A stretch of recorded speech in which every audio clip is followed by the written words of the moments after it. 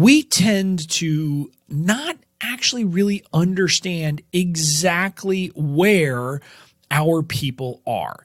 We tend to think maybe that they're more advanced than they actually are. We tend to think that maybe they're not, they don't need certain things. And the problem is when you don't actually know really kind of where they are 100%, you're not going to be able to truly kind of take the actions that will get them from where they are to where you want them to go. Welcome to the Online Genius Podcast, where host and renegade thinking beer brewing lawyer turned online entrepreneur Bobby Klinck proves that building and protecting your online genius doesn't have to be rocket science. Bobby and his expert guests break down online marketing and the legal stuff so you can stop sweating the small stuff and get back to building your amazing business. Now, here's your host, Bobby Klinck. Hey there, welcome to episode 105 of the Online Genius Podcast.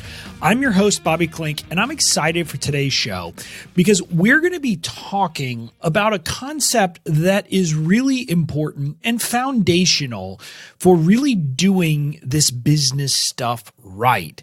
And it's a concept that I think once you get it, and once you learn it and once you start using it, will become the cornerstone of your marketing and sales efforts. Specifically, we're going to talk about mapping your customer's journey from where they are to where you want them to go. And so this is, like I said, it's a foundational concept, and I believe it's one of the most important things that you need to be doing over time to get to the point that you'll get customers effortlessly if you're doing this right. And so I wanted to do this episode because I believe it's so important. But before we dive in, this episode is brought to you by the new rebranded BobbyKlinck.com. I'm not going to send you to a group today. I'm not going to send you to anything else. I would love for you to just go check out my new website at BobbyKlinck.com. There are a ton of great resources there. On the business side, I've got my business building boot camps absolutely free that you can get. It's got list building boot camp and a content strategy boot camp built in. You can kind of get all of that and really get the goodness there and start to understand that. And you'll see that there are some lessons in there that relate to what I'm talking about today of the customer journey and a slide deck presentation if that'll help you kind of understand it better. But also you'll learn how to just do the other parts of the basics right. But also on the legal stuff side, which is still there, that's still very much part of what I do, you'll find a ton of great freebies. You can still get my free privacy policy, but you can also take a legal assessment. I've got this new cool tool that will help you to actually go and kind of get a very personalized prescription for what exactly you need to get in place to get your business protected. And so that's there as well. So all of that great stuff's over there on the new website at BobbyKlinck.com. I'd love for you to check it out and then let me know what you think.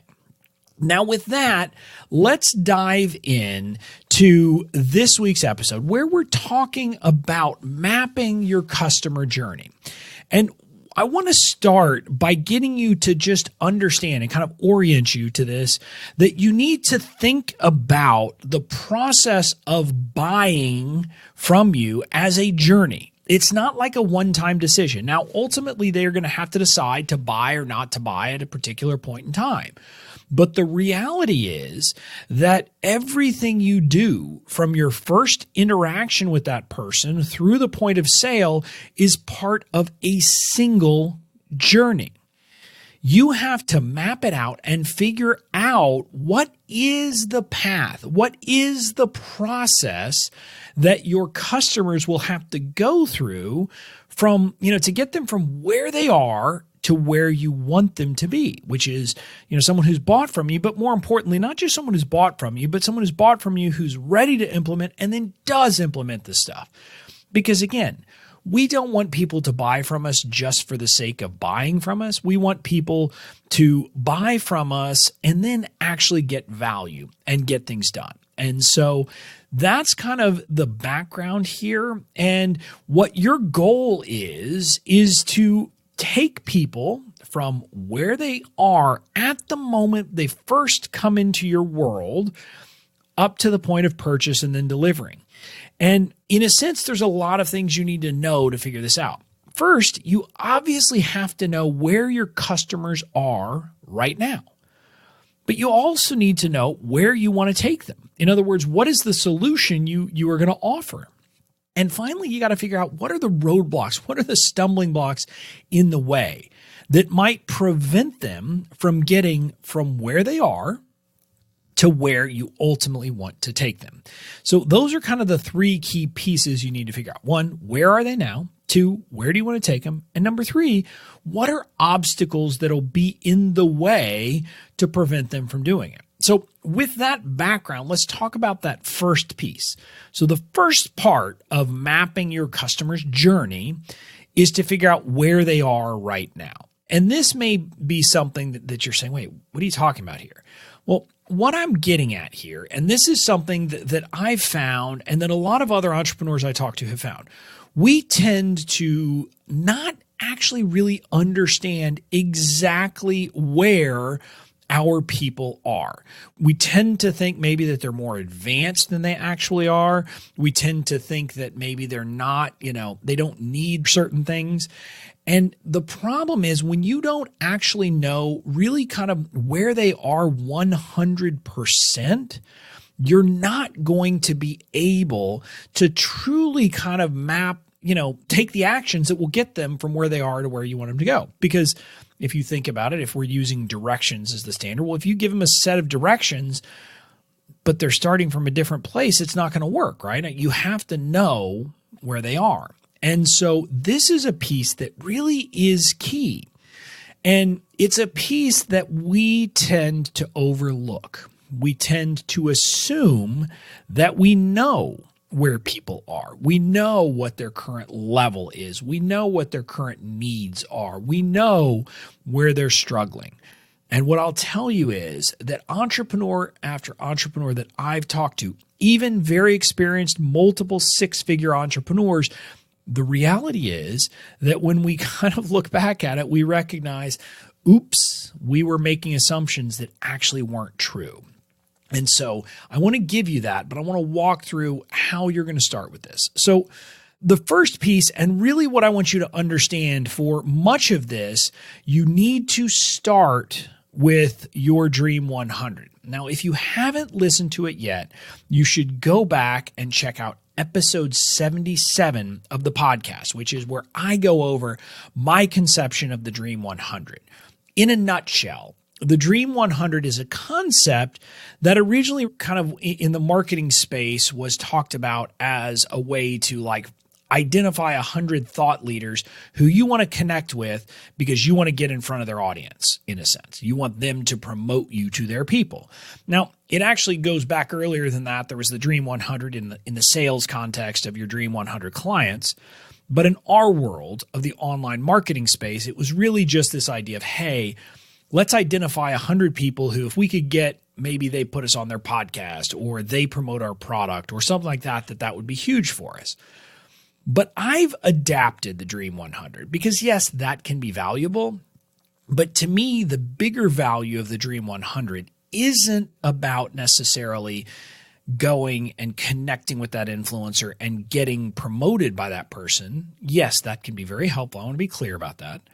But the most important value of the Dream 100 is that it is a way for you to do research, to figure things out, to find communities of your potential customers, not to promote yourself, not to try to make money that way, but as a way to truly understand your people.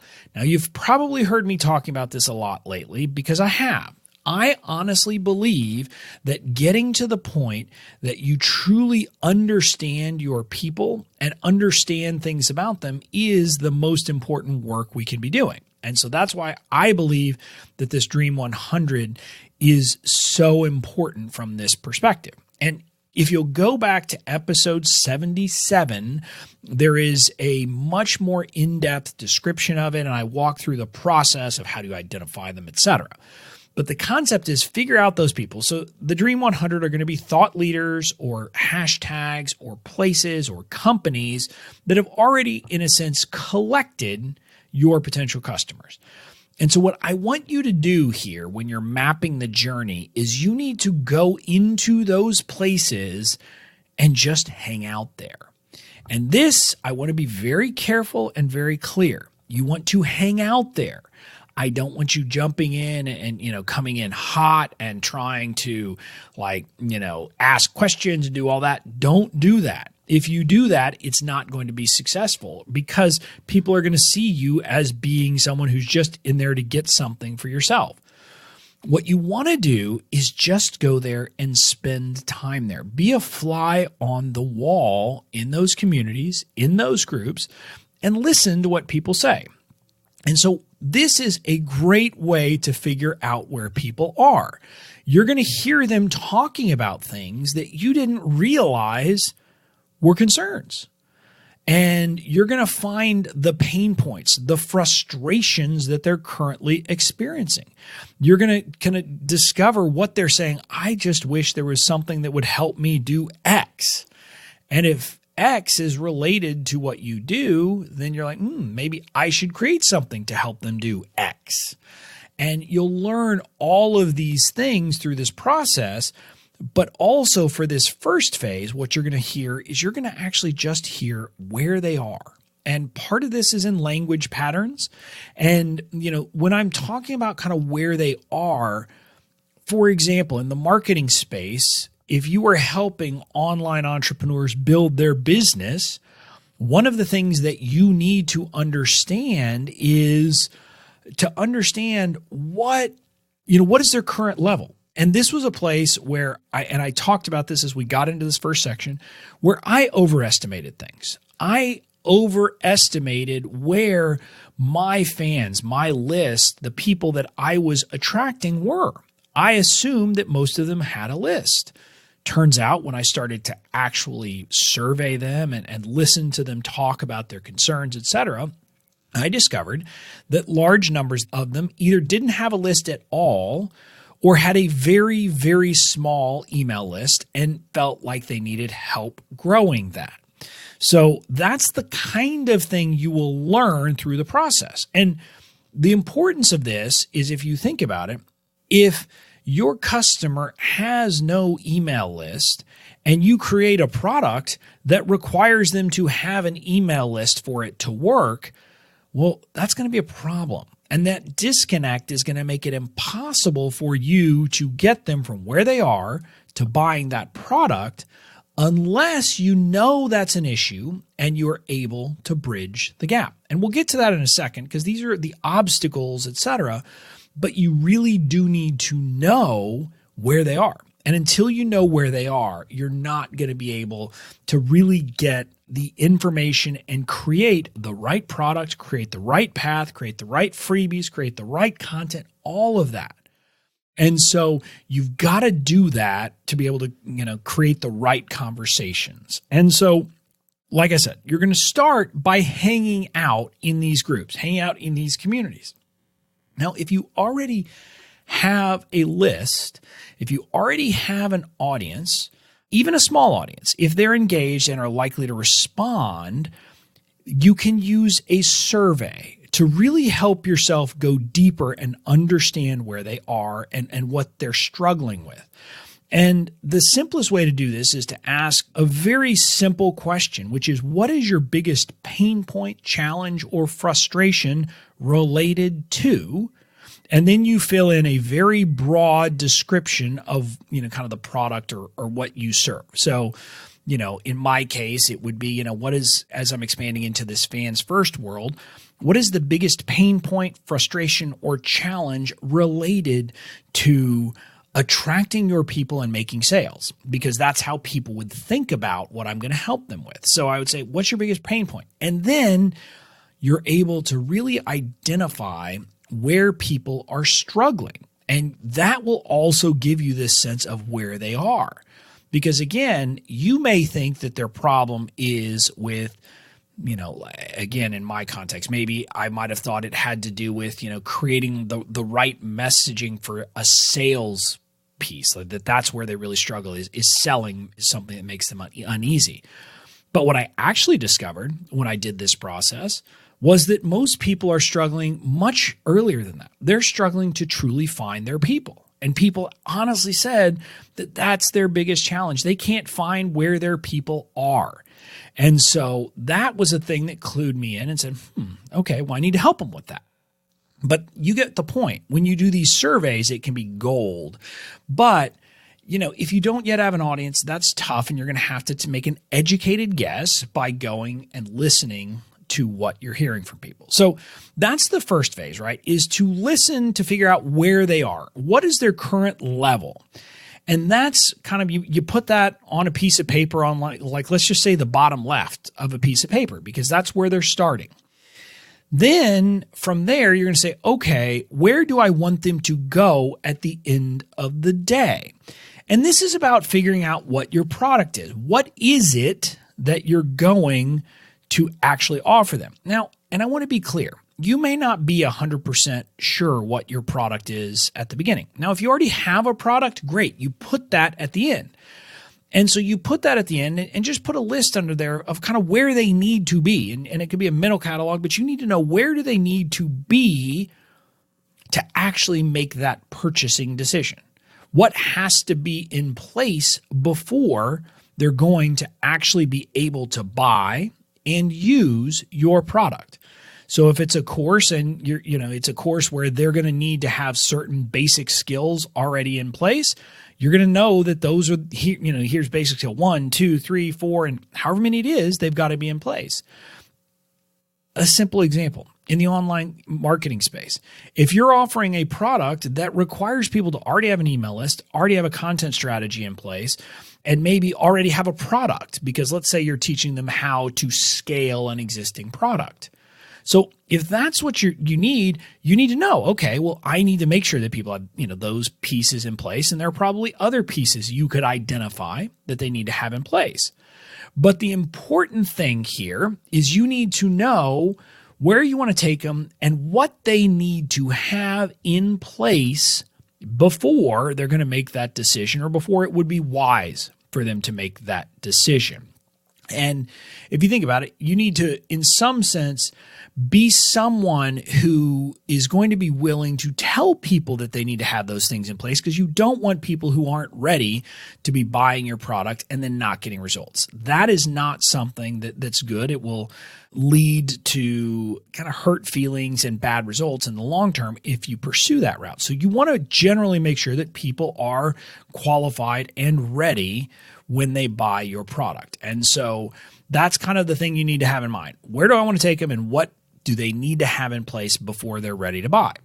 And so once you have those two pieces, so put that on the top right. So on the bottom left, you've got where they are now. And the top right, you've got where you want to take them and where they need to be by the time you can get that. Now, when you have those two pieces in place, you'll start to have the kind of puzzle starts to fall into place, right? Because you can look at it and you can say, okay, the customer journey, what I need to do is find a way to take them from this bottom left position of where they are and bridge the gap and get them to the point that they have all of the pieces in place that they need to buy my product and are ready to buy my product. Now, some of that will be very clear. It'll be like, if they're just obvious things they have to have in place, you need to figure out a way to help them do that. So these are things that are pretty obvious stumbling blocks that will prevent them from actually buying from you based on where they are. And you have to find ways to help them overcome those obstacles. And those are the obvious obstacles. But at the end of the day, the most important work here is in this step 3, which is figuring out all the different obstacles that are going to stop people from getting, from where they are to being someone who's ready to buy your product. So again, start with the most obvious. Here are just very obvious things that we have to get in place that people don't have in place. Again, I could go back to this. If your product is about how to scale an online product, you need to have ways to make sure that, number one, they've got an email list, that they've got content in place, and they've got a product already so that you can help them scale that product. So that's kind of the first piece. And like I said, that's the obvious piece. But the other thing you need to look at are what are the other things that are maybe below the surface that are there to cause problems. So is confidence an issue? Is this something that you're going to help people deal with, a confidence issue? Most people will be dealing with kind of an internal conflicts that make them say, I can't do this, internal limiting beliefs. And so you've got to figure out what those are.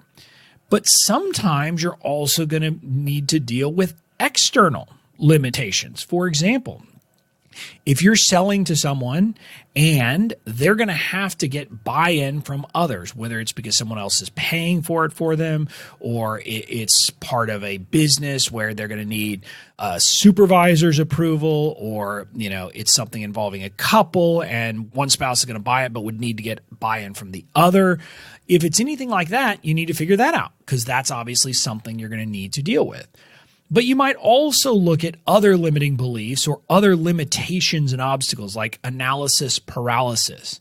Is this a space where people are being bombarded with potential solutions constantly, and so they end up doing nothing because they don't know what to do? I mean, that's a limitation that applies across a lot of areas, in a lot of places. And then that kind of is something that will prevent people from taking action and from ever buying from you, right? If they're in analysis paralysis, they're not going to buy from you or anyone else.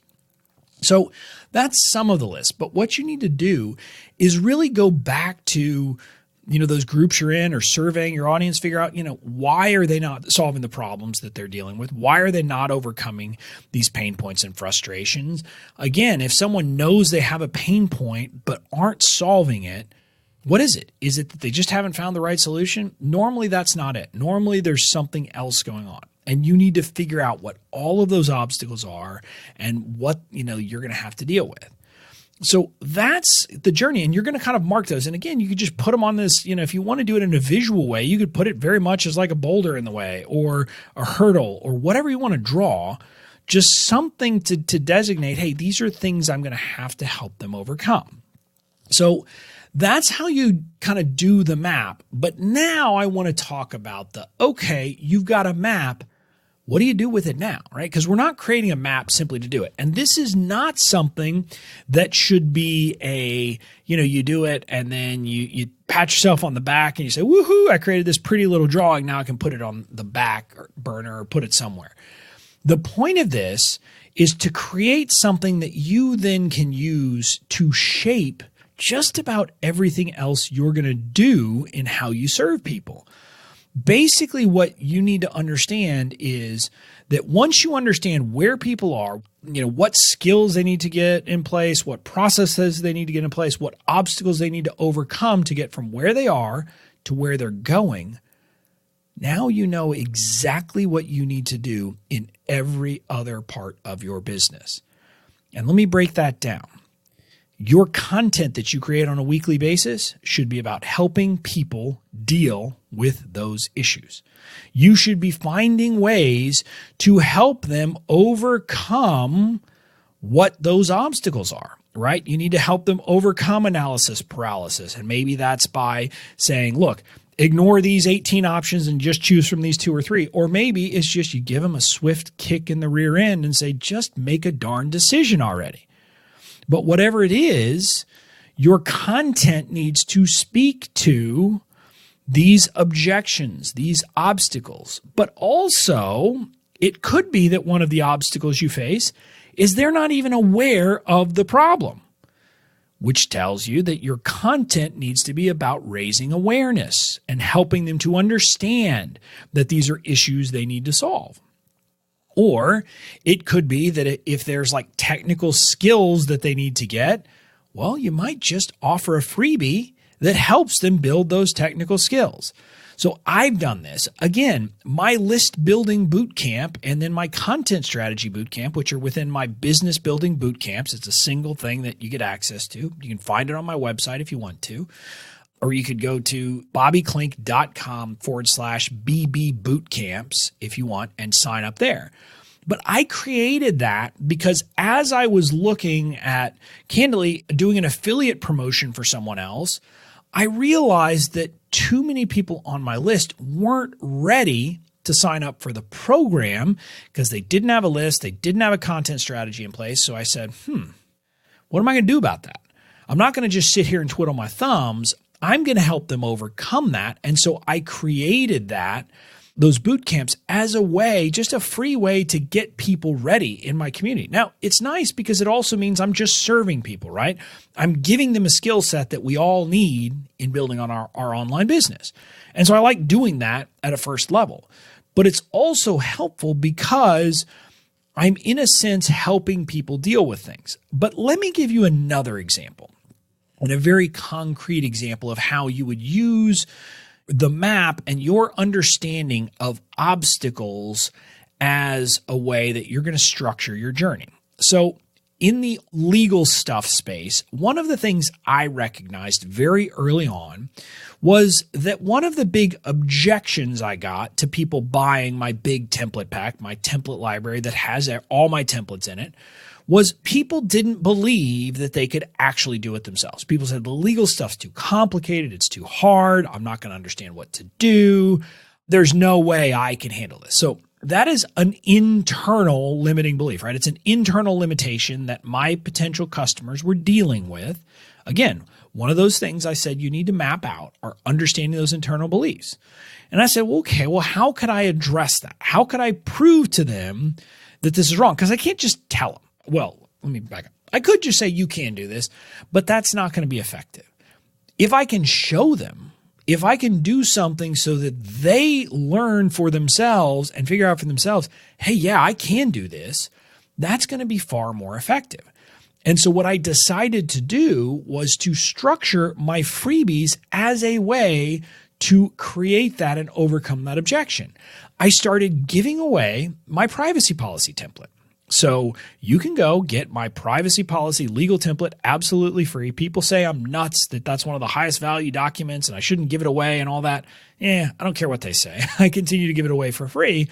Again, partly to serve, but partly because I know that when someone gets their hands on that, they're going to be like, okay, yeah, I can do this. They're going to realize that this is something that I have made this, as one of my customers said, dummy proof. That you're going to be able to get these documents, you're going to get my videos, and you're going to be able to create all the legal policies you need for your business. And so that, in a sense, if you think about it, is a no-brainer because I give them this thing as a freebie, which overcomes what would otherwise be one of the primary objections that would prevent people from buying.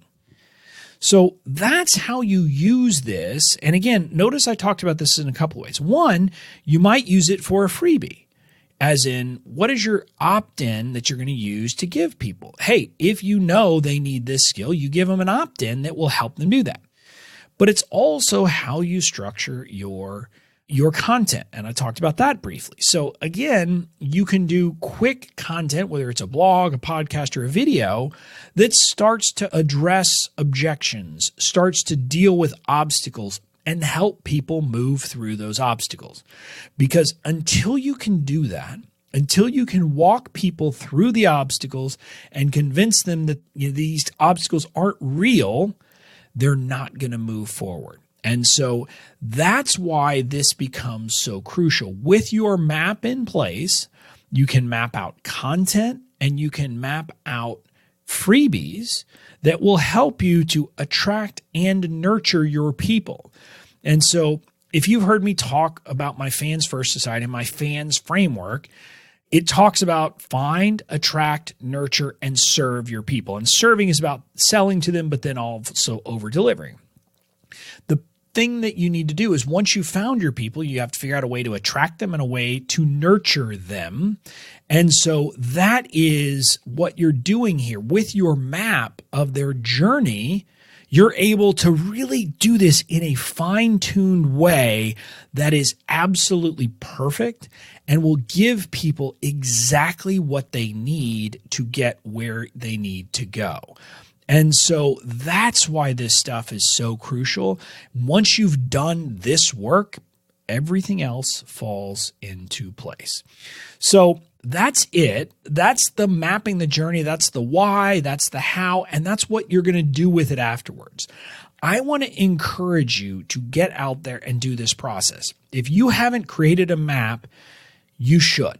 And I also want to point out to you, you shouldn't rest on your laurels. If you've created a map in the past, go back and do the work again.